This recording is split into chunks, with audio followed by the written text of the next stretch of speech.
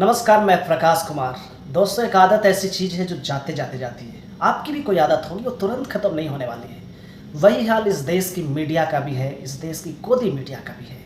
इन्हें गोदी मीडिया आखिर कहा ही क्यों जाता है? हुआ दरअसल ये कि आज तक चैनल की मशहूर एंकर अंजना ओम कश्यप एक शो कर रही थी, जिसमें कि राहुल गांधी अभी मणिपुर गए थे 2 दिन पहले, और वहाँ वो जाकर अपने जो पीड़ित हैं, जो बेघर हो गए हैं, जो टेंट में रह रहे हैं, उन लोगों से उन्होंने मुलाकात की थी।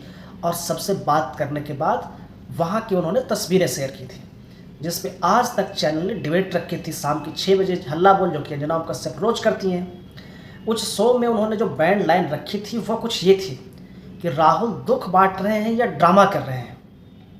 ये 1 घंटे तक का शो था आज तक का, और उसमें काफ़ी देर तक ये बैंड पे चलता रहा कि राहुल दुख बांट रहे हैं या ड्रामा कर रहे हैं। जिस पे कांग्रेस के प्रवक्ता उस समय आलोक शर्मा उस शो में आए थे, उन्होंने अंजना से ही पूछ लिया कि अंजना जी, पहले ये बताइए कि ये जो बैंड लाइन चल रही है कि राहुल दुख बांट रहे हैं या ड्रामा कर रहे हैं, ये किसकी लाइन है? क्या आज तक ऐसा सोचता है? आप कंफर्म कीजिए, क्योंकि राहुल अब सिर्फ नेता तो है नहीं, इस देश के लीडर ऑफ अपोजिशन है, एलओपी हैं। तो क्या देश के एलओपी के लिए ऐसी भाषा आज तक इस्तेमाल कर रहा है? जैसे ही आलोक शर्मा ने यह सवाल पूछा, अंजना सकपका गई। अंजना ने कहा, नहीं नहीं आलोक जी, हमने वो पहले ही हटा दिया है, क्योंकि हमें लग रहा था कि उस लाइन से गलत मैसेज जा रहा था जो हमने हेडिंग ली है। तो जो ऐसा हमारा इरादा नहीं था, ये बीजेपी की लाइन है, ये बीजेपी ने का आरोप था कि राहुल ड्रामा कर रहे हैं। तो आलोक शर्मा ने तुरंत कहा, तो फिर उस पर आप लिख दीजिए ना कि बीजेपी का आरोप है कि वो दुख बांट रहे हैं या ड्रामा कर रहे हैं। आज तक ये बैंड लाइन कैसे चला सकता है? उसके बाद अंजना और उनके बीच हल्की सी बहस हुई, हालांकि फिर अंजना नरम हो गई, उन्होंने कहा हमने हटा लिया है। दोस्तों, इसमें सोचने वाली बात यह है कि आखिर आज तक ने ऐसा क्यों लगाया? आपको पता ही होगा कि पिछले 10 साल में जो बीजेपी की आईटी सेल है, और बीजेपी ने गोदी मीडिया के जरिए राहुल गांधी की इमेज खराब करने की बहुत कोशिश की। उन्हें पप्पू साबित करने की हर संभव कोशिश की कि राहुल गांधी पप्पू हैं। उस तरीके से हर तरीके का जितने भी शाम के शो होते थे उसमें वैसे हेडिंग रखी जाती थी, वैसे न्यूज़ चलाया जाता था, वैसे डिबेट रखी जाती थी। लेकिन अब समय बदल गया है। विपक्ष को इस देश की जनता ने अच्छी खासी सीटें दे दी हैं, और इस समय राहुल गांधी देश के लोकसभा में नेता विपक्ष हैं, एलओपी हैं, और ऐसे में ऐसी भाषा का उपयोग अब न्यूज़ चैनल्स भी नहीं कर सकते हैं। ऐसे में आज तक फंस गया। अब सोचने वाली बात है, अंजना जितनी आसानी से कह रही थी कि ये तो बस हमसे गलती हो गई, कि ऐसे हो गई, क्या ये गलती हो गई? आपको मैं बताता हूँ, जब भी किसी भी न्यूज़ चैनल में जो हेडिंग चलती है, जो बैंड चलता है, दरअसल इसके लिए पहले एक मीटिंग होती है, जिसमें ये हाई फाई लोग, हाई सैलरी वाले पत्रकार, इनकी मीटिंग होती है। उसमें डिसाइड होता है कि क्या आज हमें टॉप बैंड में चलाना है, क्या हेडिंग रखनी है, क्या और चीज़ सवाल करने हैं। तो इतनी मीटिंग के बाद डिसाइड करके उन्होंने चलाया होगा कि राहुल दुख बांट रहे हैं या ड्रामा कर रहे हैं। इससे दरअसल गोदी मीडिया की सोच पता चलती है कि जो गोदी मीडिया है उस तरीके से सोच रहा है कि विपक्ष को हल्के में ले।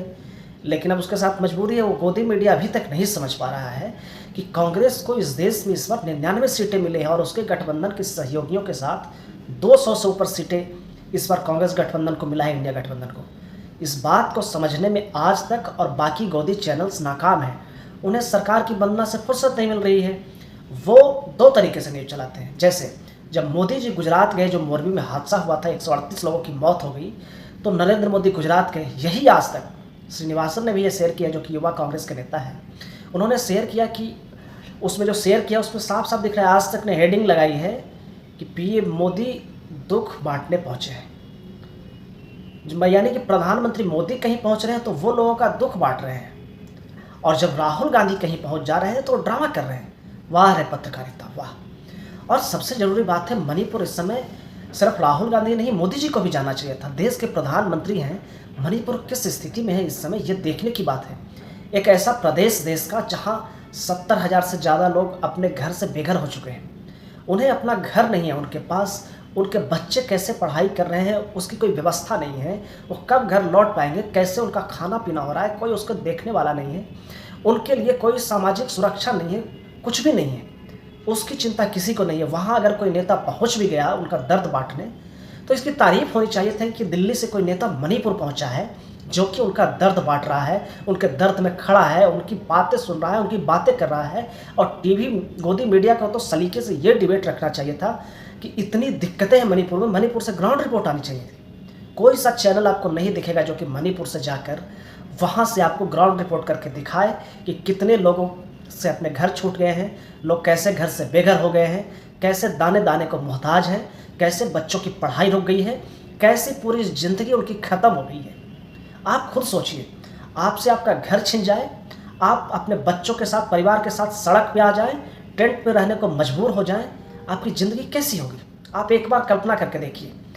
इस ज़िंदगी को जी रहे हैं मणिपुर के लोग, लेकिन कोई उनकी सुध लेने वाला नहीं है। उनके घरों में आग लगा दी गई उस समय ही, उनके घर खाक हो चुके हैं। कौन उनकी है सुध लेने वाला? कोई सुध लेने वाला नहीं है। लेकिन अगर वहाँ कोई नेता विपक्ष का पहुँच जा रहा है तो गोदी मीडिया ये डिबेट चला रहा है कि राहुल दुख बांट रहे हैं या ड्रामा कर रहे हैं। अगर ये ड्रामा करना है तो ऐसा ड्रामा देश के हर नेता को करना चाहिए। हर नेता को, जहाँ चाहे वो जिस भी लोकसभा या विधानसभा क्षेत्र में रहता हो, उसके यहाँ की पब्लिक अगर ऐसे दुख से, दर्द से पीड़ित है तो हर एक को जाके ये ड्रामा करनी चाहिए और अपने जाके लोगों के बीच मिलना चाहिए। क्या इस देश में मणिपुर के लोगों का कोई हक नहीं है? क्या उनके कोई अधिकार नहीं है? जिस तरीके से उन्हें एक तरीके से अलग कर दिया गया है, कोई उनकी सुध लेने वाला नहीं है, कोई उनकी बात करने वाला नहीं है। दिल्ली में कौन उनके लिए बात कर रहा है? कुकी और मैतेई के बीच का वहाँ क्या संघर्ष है, इस पर कौन बात करेगा? कोई बात नहीं कर रहा है। दिल्ली में मणिपुर के लोगों ने कई बार संघर्ष किया, कई बार प्रदर्शन किया। मैं भी कई बार उन प्रदर्शनों में गया हूँ। मैंने भी जाकर करीब से देखा है किस तरीके से वो अपने प्रदर्शन को लेकर दिल्ली तक पहुँचे। संसद भवन के सामने वो जंतर मंतर पर प्रदर्शन पे थे, मैं भी गया था। लेकिन कोई नेता, कोई पार्टी, कोई सरकार उनकी सुध लेने नहीं आई।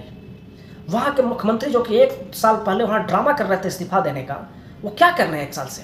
और केंद्र की सरकार क्या कर रही है? प्रधानमंत्री मोदी के पास रूस जाने का समय है, ऑस्ट्रिया जाने का समय है, विदेशों के दौरे वो लगातार करते रहे। उनको समय नहीं मिला कि वो मणिपुर चले जाए। कि किस तरीके से मणिपुर में उन बच्चों का क्या हाल होगा जो 5 साल, 8 साल, 10 साल के बच्चे हैं या उससे भी कम उम्र के बच्चे हैं, उनका जीवन कैसे चल रहा होगा? कौन उनकी देखभाल करेगा? कौन उनके लिए व्यवस्था करेगा? देश की सरकार ही करेगी ना। और देश की सरकार को कैसे मालूम चलेगा जब कोई वहाँ विपक्ष का नेता जाएगा, जब वहाँ मीडिया पहुँचेगी, जब वहाँ लोग पहुँचेंगे, वहाँ से लोगों को रिपोर्ट करेंगे कि ऐसी ऐसी दिक्कतें हैं, तभी तो सरकारों की आँख खुलेगी। नहीं तो सरकार तो सो ही रहेगी, और सरकार सो भी रही है। इतना समय हो गया, प्रधानमंत्री मोदी को टाइम नहीं मिला है कि वो एक बार मणिपुर चले जाएं, वहाँ के लोगों के दर्द जान लें कि क्या दिक्कत वहाँ मणिपुर में है, कैसे उसको सलटाया जा सकता है मामले को। इस बात को दोनों को बैठ के सोचना चाहिए। और राहुल गए थे तो और अच्छी बात थी, सरकार को खुश होना चाहिए था। बल्कि राहुल जैसे ही मणिपुर से आते उनके साथ सरकार को बैठना चाहिए था कि आप वहाँ क्या देख के आए हैं, क्या वहाँ आपके सुझाव हैं कि हम कैसे वहाँ स्थितियों को बेहतर कर सकते हैं। लेकिन सरकार का ध्यान इस पर नहीं है।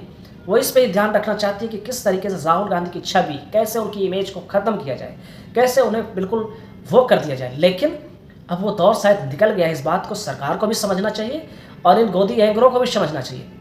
क्योंकि अंजना ओम कश्यप कोई 20,000 की सैलरी वाली तो एंकर है नहीं जो कि आज बैठ गई है, उनसे गलती हो गई। उनकी सैलरी कम से कम महीने के 20 लाख रुपए होंगे, करोड़ों का पैकेज है उनका। और ऐसे लोग, इनकी टीम में भी कई लोग होते हैं। ऐसा भी नहीं होता है कि ये एंकर अकेले होते हैं, इनकी टीम होती है और पूरी टीम के साथ इनकी मीटिंग होती है और उस मीटिंग के बाद ये डिसाइड करते हैं कि क्या रखना है। उसके बाद ये गलती कर गई तो ये गलती नहीं, ये एक तरीके से लोगों को बेवकूफ़ बनाना है कि हम गलती से हमने हेडलाइन चला दी। दरअसल ऐसा ही गोदी मीडिया करता आया है। जी न्यूज़ ने एक बार राहुल गांधी के बारे में प्राइम टाइम पे झूठी खबर चला दी।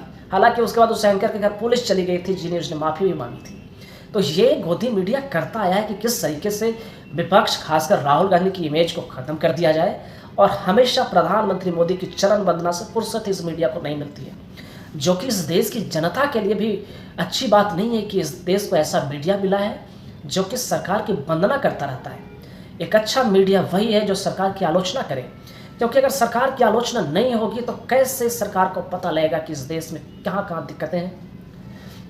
गोदी मीडिया अगर हर चीज़, हर एक योजना की अच्छी बातें ही बताएगा, हर जगह वो पॉजिटिव चीज़ें ही ढूंढेगा, तो जो लोग परेशान हैं, हताश हैं, जिनको योजनाओं से लाभ नहीं मिल रहा है, जो सरकार से परेशान है, उनकी बातें कहाँ आएगी?